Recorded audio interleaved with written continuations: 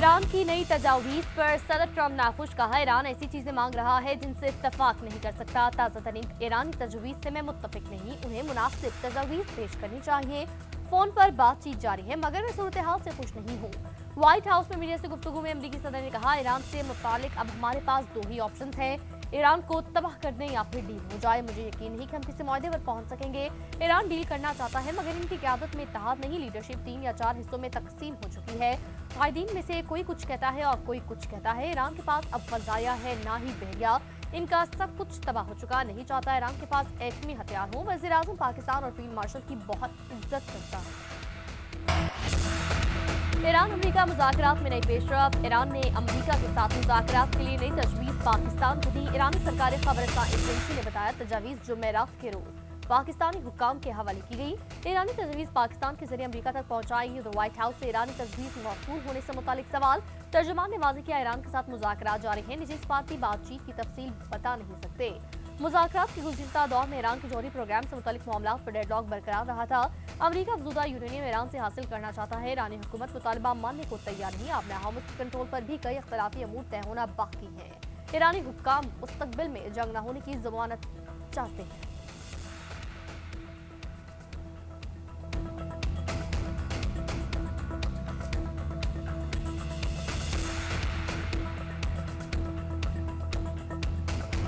Iran के वज़ीर ख़ारजा Abbas Araghchi के 6 मुस्लिम ममालिक के वज़ीर ख़ारजा से राब्ते। अराग़ची ने कतर, तुर्किया, मिस्र, सऊदी अरब, इराक, अज़रबैजान के वज़ीर ख़ारजा के साथ टेलीफोनिक राबिता किया। फोन पर होने वाली बातचीत में ताज़ा तरीन पेशरफ पर तबादला ख्याल।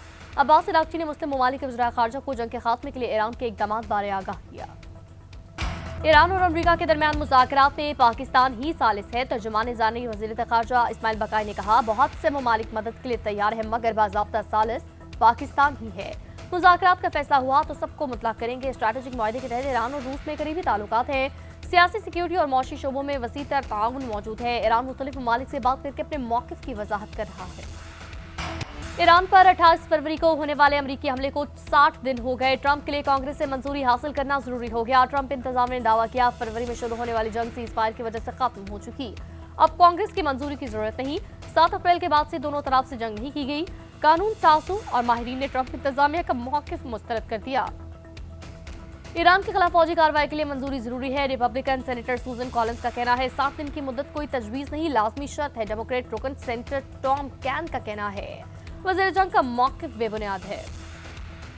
अमरीकी सेनेट में ईरान जंग के खात्मे की करारदाद 6ठी मरतबा नाकाम। जंग खत्म करने की हिमायत में 47 जबकि मुखालफत में 50 वोट आए।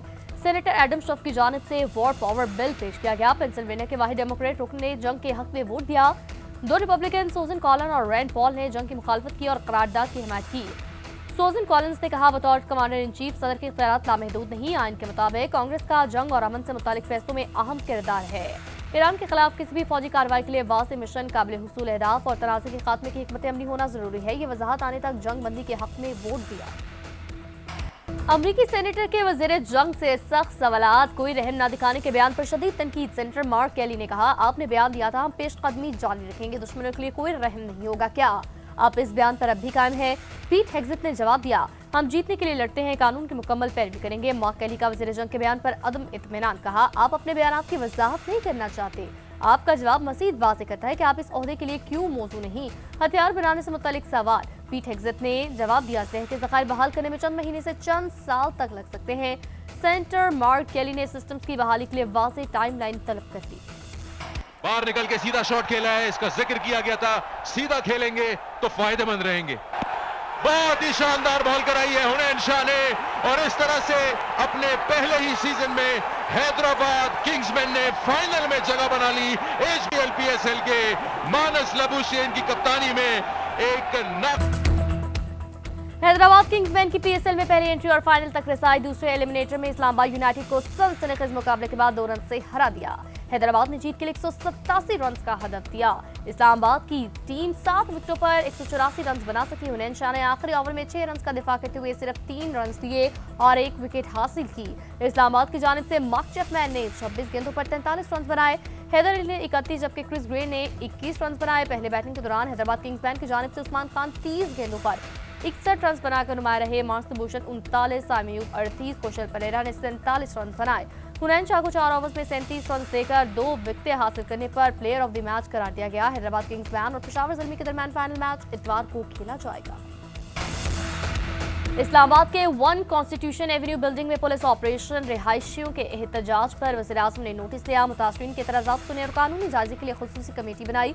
कमेटी की सरबराही वज़ीर कानून आज़म नज़ीर तारड़ की जानिब से की जाएगी। कमेटी 1 हफ्ते में रिपोर्ट पेश करेगी। इस दौरान इंतजामिया कोई कार्रवाई नहीं करेगी। उधर वज़ीर मुमलिकत तलाल चौधरी का कहना है 1 कॉन्स्टिट्यूशन एवेन्यू को लीज पर लेने वाली कंपनी ने कवानीन तोड़े। हुकूमत बिला तफरीक तजावुज़ात के खात्मे के लिए काम कर रही है। कोई भी कानून से बालातर नहीं, अमीर हो या गरीब, कानून सबके लिए बराबर है। गुज़िश्ता 20 साल में रियासत अपनी रिट कायम नहीं कर सकी थी।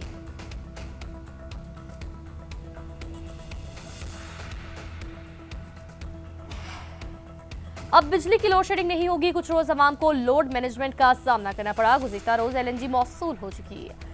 गैस मिलते ही बिजली की लोड मैनेजमेंट का खात्मा हो चुका। विफाकी वज़ीर तवानाई का कहना है 13 और 14 अप्रैल को 5 घंटे बिजली बंद रही। 17, 18 और 19 अप्रैल को लोड मैनेजमेंट नहीं हुई। 19 से 29 अप्रैल तक लोड मैनेजमेंट 2 से 2.5 घंटे तक महदूद की गई।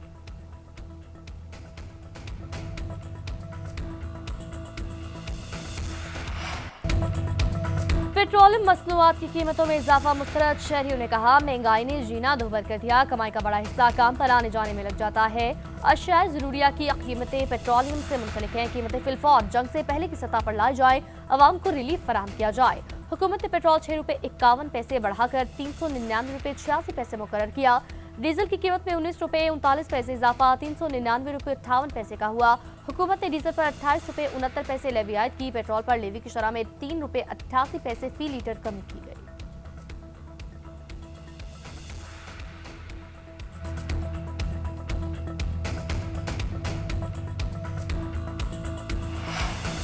आलमी मंडी में खाम तेल की कीमतों में कमी। बरतानवी ब्रेंट क्रूड $108 फी बैरल, अमरीकी WTI $101।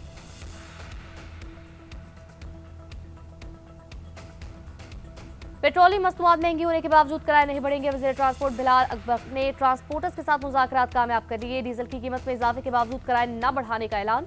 वज़ीर ट्रांसपोर्ट का कहना है हमारी कोशिश होती है पेट्रोलियम मसनूआत की कीमत में इजाफे पर कम से कम किराया बढ़ाया जाए। मेट्रो, स्पीडो, इलेक्ट्रिक बसों से लाखों मुसाफिरों को मुफ्त सहूलियात फराहम कर रहे हैं। मुश्किल घड़ी में आवाम को रिलीफ फराहम करते रहेंगे।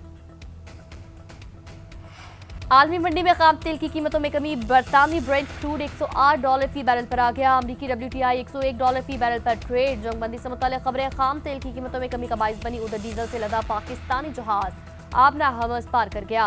ईरानी पासदारान इनकलाब ने पाकिस्तानी जहाज को हर्मज़ से गुजरने की खुसूसी इजाजत दी। पाकिस्तानी बहरी जहाज खलीज ओमान में दाखिल हो गया। 2 से 3 दिन में कराची बंदरगाह पहुंचेगा। PNSC ज़राए के मुताबिक जहाज पर 8 करोड़ लीटर डीजल मौजूद है।